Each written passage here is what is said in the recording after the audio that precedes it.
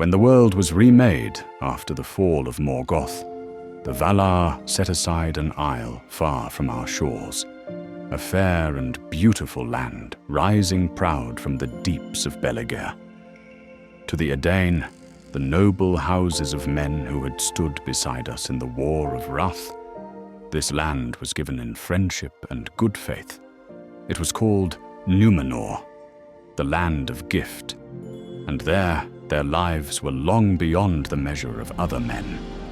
3 times the span of a mortal's years, they might walk beneath the sun, free from sickness, wise in lore, and mighty in strength. The Valar taught them many crafts, and the Eldar of Erisaya visited their shores, bringing knowledge of song, healing, and the making of things both beautiful and strong. And above all, they learned the sea. Never had men been so bound to the waves. They built vessels of great craft, swift and enduring, and their eyes ever turned westward in yearning. But the Valar set a ban upon them. They might not sail into the undying lands, nor look upon a Marn. This limit, though just, would sow seeds of both wonder and unrest. In time their isle grew full, and their hunger for the world beyond grew keener. The seas called them eastward, and they thought, why should we not go forth and lay hand upon the wide lands that lie there, wild and waiting? A reasonable notion, I'm sure you'd agree. And at first their journeys were acts of friendship, for they sought timber, ore, and grain, but they also sought to teach, to heal, and to uplift. Yet within some hearts burned pride, and in others the shadow of envy. For though their lives were long, they were still mortal, and the deathless lands were barred to them. Thus, colonization became not only a matter of trade and growth, but also of legacy, of leaving their mark upon a world they could not forever inhabit.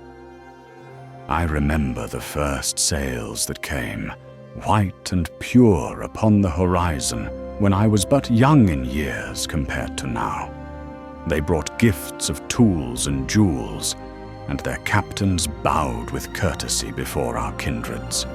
In those days, there were 2 kinds of Númenóreans: the Elendili, the elf friends, faithful, who cherished the old bonds between our peoples, and the king's men, who looked upon us with disdain and sought dominion rather than fellowship.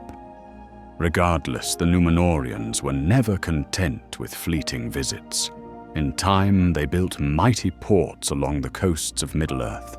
London Deer became their great shipyard upon the Gwathlo, and from there, timber flowed like rivers of green gold, hewn from vast forests that had stood since the dawn of days.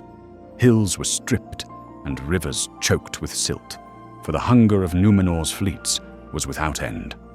Southward, Pelargir rose, a fair and noble haven, founded by the faithful. There the elf friends sought to preserve the old friendship, teaching and trading with the peoples who dwelt along the Anduin's mouth. But to the far south, the proud built Umbar, and there their ships took on a darker shape. It was a harbor of ambition, and from it spread a shadow of conquest. The local peoples of Middle-earth, bewildered at first by these tall mariners, found both blessing and curse. For they learned new crafts, gained stronger tools, and shared in the bounty of trade. Yet forests dwindled, mountains were quarried, and their freedom waned as the king's men demanded tribute and labor.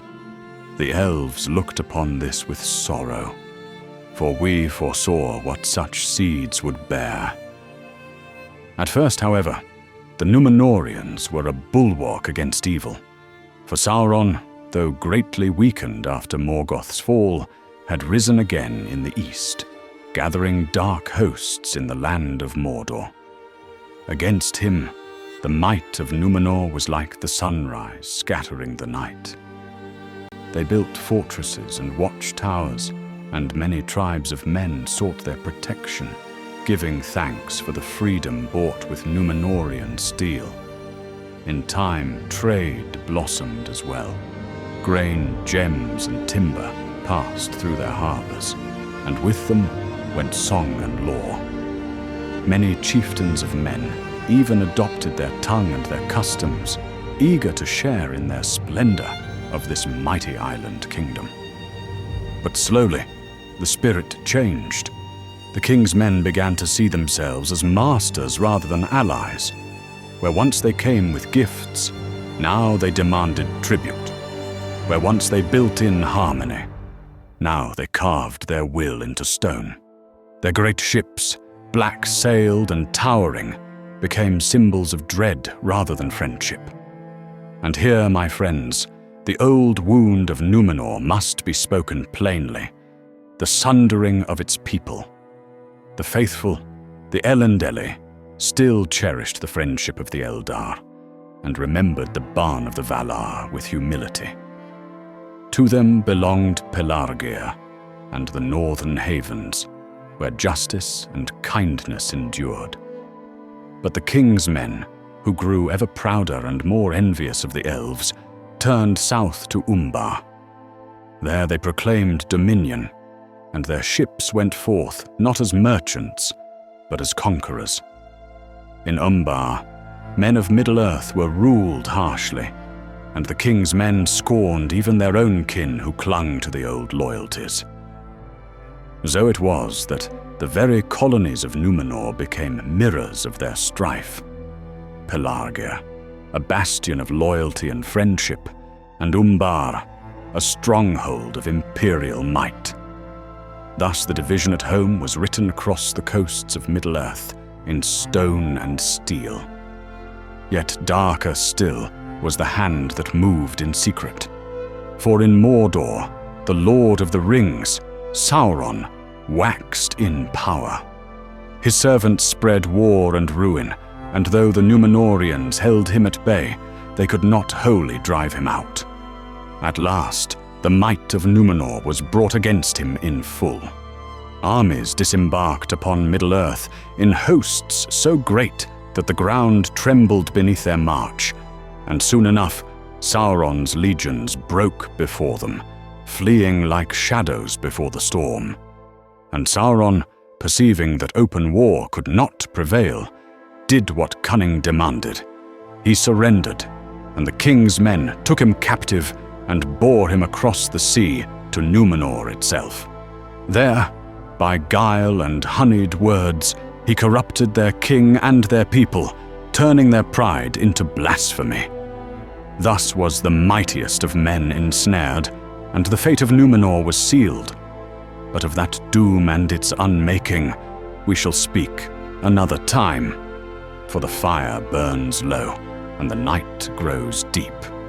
But regardless, pride ever leads to ruin, and in the waning years of Númenor, their colonies grew dark with arrogance. No longer did their captains come with gifts or songs of friendship.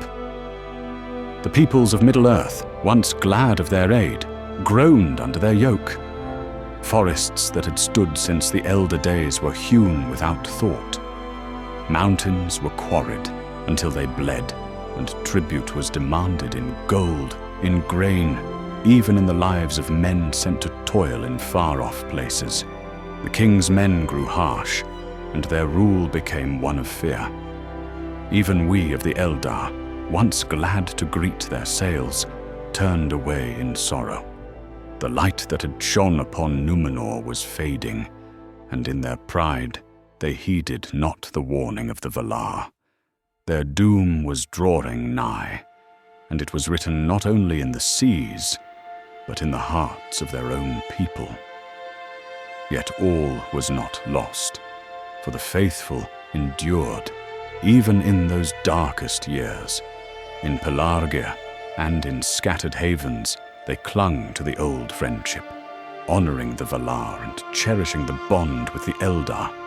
When the great cataclysm came and Númenor sank beneath the waves, it was they who survived, those who had prepared ships in secret, guided by foresight and loyalty.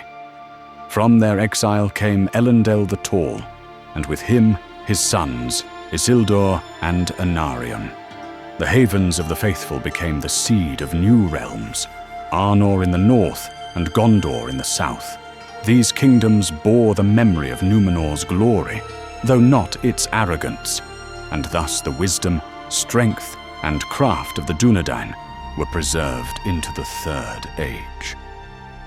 So know this, my friends, that without the faithful, the line of kings would have been broken, and the hope of men against Sauron would have perished with Númenor. So now you see the double edge of Númenor's might. Their colonies in Middle-earth were both blessing and curse.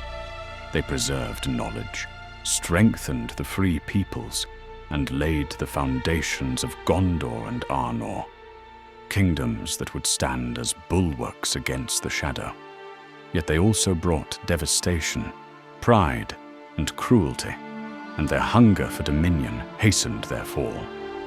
This is the legacy of Númenor, a tale of greatness unmatched, of folly unrestrained, and of hope reborn in exile. Without Númenor's colonies, there would be no Gondor, no Arnor, and the fate of Middle-earth against Sauron might have been very different indeed.